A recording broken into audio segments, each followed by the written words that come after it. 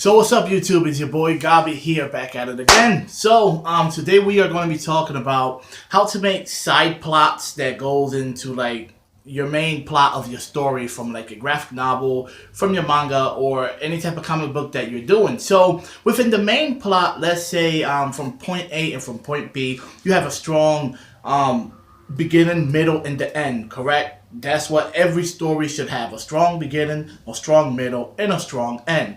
Now, in between the beginning and the middle, there's something that happens in between those two lines, and then between the middle and the end, there's things that happens between those two lines. Now, some people they want to do like side plots without really straying too far apart from like the main plot of the story. And you sometimes ask yourself, how do people do this? How do they set it up in a way where even if it's a side plot, it could still go into the main story later down the line, or something that happened in the very beginning actually goes into something that's happening in the very middle or in the very end, or one side plot goes into another side plot without really losing track of what your main story is about, correct? So I am going to be pretty much giving my 2 cents of how to do this, because I actually created a very good and easy way of how to actually do this, Well, not really easy, because everything is not easy per se in life. But yeah, and I am going to be showing you this through character designing, or creating characters and giving them their like very own storylines, their very own backstory. If you want to give them a backstory, it could be complex, it could be simple, it could be something that ties into another character, but I'm gonna show you how to do this. So yeah, guys, pretty much this is 51 character designs or 51 character creations. Everybody has their own personality, their own way of when they show up in the story, how they're going to show up, what impact they actually give to the story, and how they tied into the main stories while still giving them their own side story. So as you can see, like one of the main stories will be pretty much with a lot of writing on it. That's the way I do it. I do characters that are tied into the other characters, such on and such on. So basically, the way I'm saying is, you want to pretty much map out your characters, who you have. This is character design, so you don't really have to make the characters, going all out or designing them to look like very, very crazy. This is just a rough draft. Things will be subject to change, but it's for you to have a clear point of view of how the characters look and how they interact and what do they do within your story. And I actually found this to be actually very, very good, because throughout the way that I made my story, it has a good beginning, middle, and ending plot.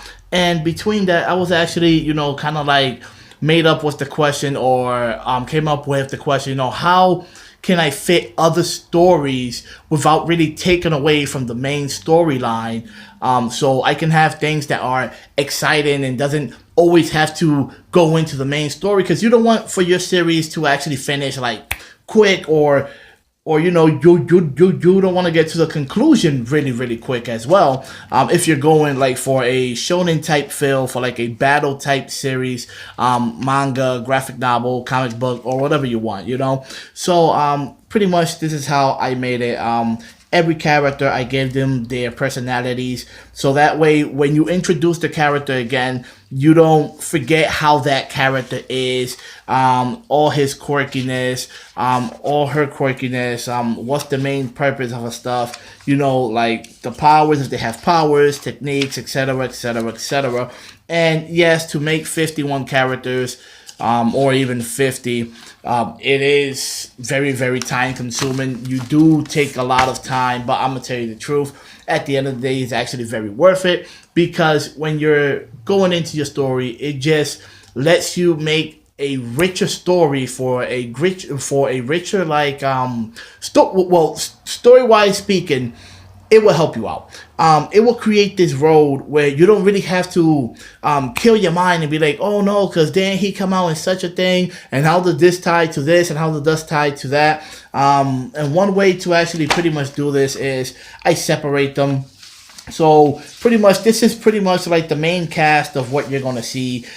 Different characters throughout the main cast come out in different parts of the story. So pretty much, you have the protagonist, you have and the other two will be main characters as well, but you will be considering them your secondary main characters, and you have them, you know, how they meet up, why they met up this way, and what do they actually do into the story, and people that ties into them, you actually create them as well, or what type of world building that actually ties them to that actually ties up to these characters as well.